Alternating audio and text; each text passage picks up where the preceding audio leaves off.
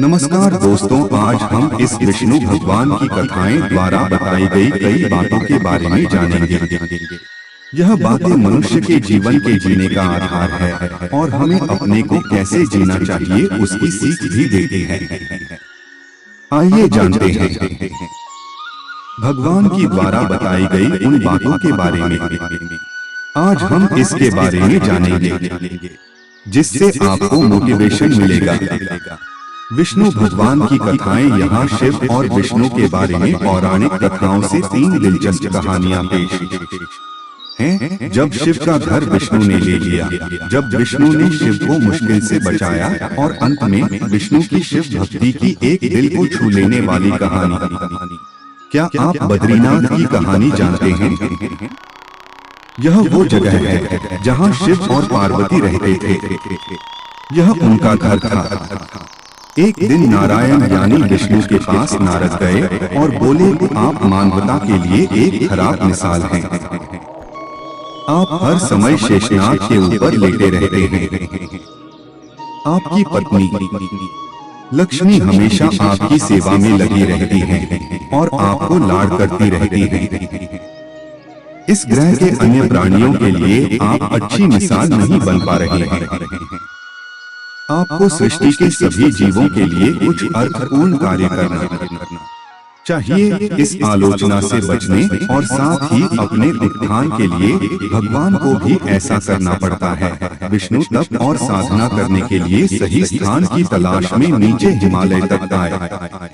वहां उन्हें मिला बद्रीनाथ, एक अच्छा सा छोटा सा घर जहां सब कुछ वैसा ही था जैसा उन्होंने सोचा था।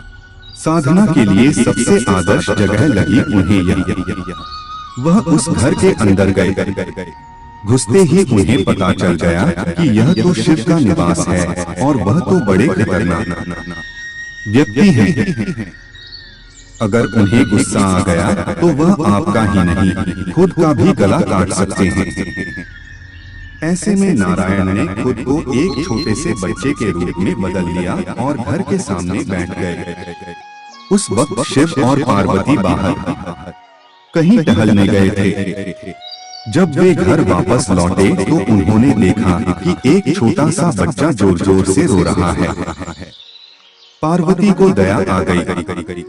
उन्होंने बच्चे को उठाने की कोशिश की। शिव ने पार्वती को रोकते हुए कहा, इस बच्चे को मत छूना। पार्वती ने कहा, कितने क्रूर हैं आप, कैसी नासमझी की बात कर रहे हैं। मैं तो इस बच्चे को उठाने जा रही हूँ, देखिए तो कैसे रो रहा है। शिव बोले, जो तुम देख रही हो उस पर भरोसा मत करो। मैं कह रहा हूँ न, इस बच्चे को मत उठाओ। बच्चे के लिए पार्वती की स्त्री सुलभ मनोभावना ने उन्हें शिव की बातों को नहीं मानने दिया। उन्होंने कहा, आप कुछ भी कहें, मुझे कोई फर्क नहीं पड़ता। मेरे अंदर की माँ बच्चे को इस तरह रोते नहीं देख सकती। मैं तो इस बच्चे को जरूर उठाऊंगी। और यह कहकर उन्होंने बच्चे को उठाकर अपनी गोद में ले लिया। बच्चा पार्वती की गोद में आराम से था और शिव की तरफ बहुत ही खुश होकर देख रहा था। शिव इसका नतीजा जानते थे, लेकिन करें तो क्या करें। इसलिए उन्होंने कहा, ठीक है, चलो देखते हैं क्या होता है। पार्वती ने बच्चे को खिला पिलाकर चुप किया और वहीं घर पर छोड़कर खुद शिव के साथ गर्म पानी से स्नान के लिए बाहर चली गई। वहां पर गर्म पानी के कुंड हैं, उसी कुंड पर स्नान के लिए शिव पार्वती चले गए। लौटकर आए तो देखा कि घर अंदर से बंद था। शिव तो जानते ही थे कि अब खेल शुरू हो गया है। पार्वती हैरान थी कि आखिर दरवाजा किसने बंद किया। शिव बोले, मैंने कहा था ना, इस बच्चे को मत उठाना। तुम बच्चे को घर के अंदर लाई और अब उसने अंदर से दरवाजा बंद कर लिया है। पार्वती ने कहा, अब हम क्या करें। शिव के पास 2 विकल्प थे। एक जो भी उनके सामने है उसे जलाकर भस्म कर दें और दूसरा वे वहां से चले जाएं और कोई और रास्ता ढूंढ लें। उन्होंने कहा, चलो कहीं और चलते हैं क्योंकि यह तो तुम्हारा प्यारा बच्चा है इसलिए मैं इसे छू भी नहीं सकता। मैं अब कुछ नहीं कर सकता। चलो कहीं और चलते हैं। इस तरह शिव और पार्वती को अवैध तरीके से वहां से निष्कासित कर दिया गया। वे दूसरी जगह तलाश करने के लिए पैदल ही निकल पड़े। दरअसल बद्रीनाथ और केदारनाथ के बीच एक चोटी से दूसरी चोटी के बीच सिर्फ 10 किलोमीटर की दूरी है। आखिर में वह केदार में बस गए और इस तरह शिव ने अपना खुद का घर खो दिया। आप पूछ सकते हैं कि क्या वह इस बात को जानते थे? आप कई बातों को जानते हैं, लेकिन फिर भी आप उन बातों को अनदेखा कर उन्हें होने देते हैं। विष्णु भगवान की कहानी। जब विष्णु ने शिव को मुश्किल से बाहर निकाला। यौगिक कथाओं में ऐसी कई कहानियां हैं जिनमें बताया गया कि शिव की करुणा कोई भेदभाव नहीं करती और वे किसी की इच्छा पर बच्चों की तरह भोलापन दिखाते हैं। एक बार गजेंद्र नामक एक असुर था। गजेंद्र ने बहुत तप किया और शिव से यह वरदान पाया कि वह जब भी उन्हें पुकारेगा शिव को आना होगा। त्रिलोकों के सदा शरारती ऋषि नारद ने देखा कि गजेंद्र हर छोटी छोटी बात के लिए शिव को पुकार लेता था, तो उन्होंने गजेंद्र के साथ एक चाल चली। उन्होंने गजेंद्र से कहा, तुम शिव को बार बार क्यों बुलाते हो? वह तुम्हारी हर पुकार पर आ जाते हैं। क्यों नहीं तुम उनसे कहते कि वह तुम्हारे अंदर आ जाएं और वहीं रहें, जिससे वह हमेशा तुम्हारे अंदर होंगे।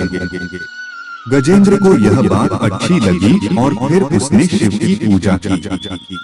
जब शिव उसके सामने प्रकट हुए तो वह बोला, आपको मेरे अंदर रहना होगा, आप कहीं मत जाइए। शिव अपने भोलेपन में एक लिंग के रूप में गजेंद्र में प्रवेश कर गए और वहां रहने लगे। फिर जैसे जैसे समय बीता, पूरा ब्रह्मांड शिव की कमी महसूस कर रहा था।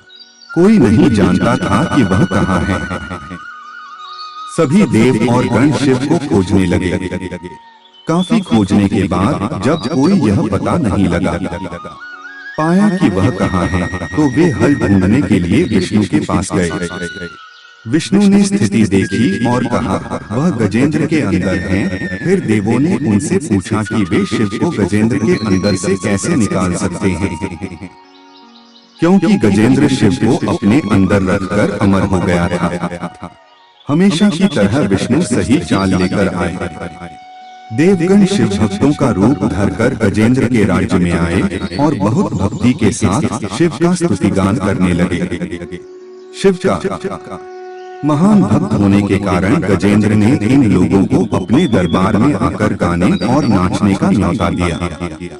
शिव भक्तों के वेश में देवों का यह दल आया और बहुत भावनाओं के साथ बहुत भक्ति पूर्वक वे शिव के लिए भक्ति गीत गाने और नाचने लगे।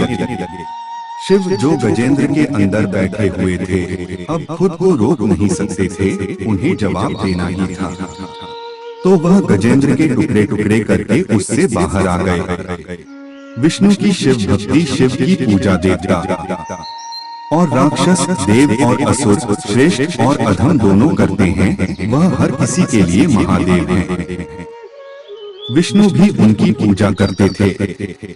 विष्णु की शिव भक्ति को बताने वाली एक बहुत सुंदर कहानी है। एक बार विष्णु ने शिव से वादा किया कि वह शिव को 1008 कमल अर्पित करेंगे। वह कमल के फूलों की तलाश में गए और पूरी दुनिया में खोजने के बाद भी उन्हें सिर्फ 1007 कमल के फूल मिले। एक कम था। उन्होंने आकर सब कुछ शिव के सामने रख दिया। शिव ने अपनी आंखें नहीं खोली, वह सिर्फ मुस्कुराए क्योंकि एक कमल कम था। फिर विष्णु ने कहा, मुझे कमलनयन कहा जाता है, जिसका अर्थ है कमल के फूलों की तरह आंखों वाला भगवान। मेरी आंखें किसी कमल की तरह सुंदर हैं, तो मैं अपनी एक आंख अर्पित करता हूँ। और उन्होंने तुरंत अपनी दाहिनी आंख निकालकर लिंग पर रख दी।